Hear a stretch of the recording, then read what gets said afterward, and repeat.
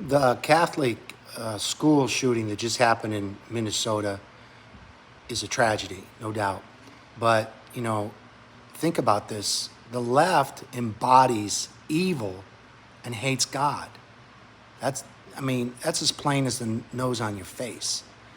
If you don't see that, then you're blind. You're spiritually blind. I want you to listen to Dr. Steve Turley.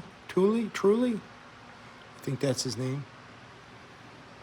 Turley, Dr. Steve Turley. Okay, I want you to listen to what he has to say about all this. All right, he brings out some good points. Here we go. And then MSNBC got in on the act. Commentator Michael Steele, who, if you could believe it, was actually once the head of the RNC. He's reported, he called prayer a lie, while Representative Maxwell Frost tweeted that these children were probably praying when they were shot. Yeah, they were at a mass. You would assume they were. Don't give us your effing thoughts and prayers, because they're useless. Jen Psaki, she jumped on the bandwagon as well. Circle back Psaki, tweeting out in effect, stop praying and do something. We don't want your thoughts and prayers. And I have to say, I think J.D. Vance, Vice President Vance, tweeted out really what was the most wonderful response to that vicious Democrat talking point. He tweeted out how shocking it was to him that so many left-wing politicians and legacy media attacked the idea of prayer in response to a tragedy. Literally no one thinks prayer is a substitute for action. Literally no one thinks prayer is a substitute for action. We pray because our hearts are broken. And we believe that God is listening.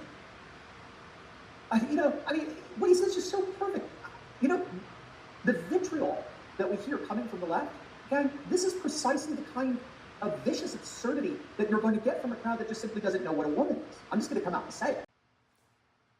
So immediately after the shooting takes place, the Democrat leaders and the pundits come out and say, oh, we need more gun control, because they're communists. They want to take away your right to defend yourself against tyranny. And so that's the first thing they do. They don't want to blame the shooter and his mental derangement. They just want to blame guns. Guns are harmless themselves. They're an innate object. But the real danger is the mental confusion that's going on in these people's minds. Listen, I prefer dangerous freedom over peaceful slavery. I don't know about you. All right, see you on the next one. Bye-bye.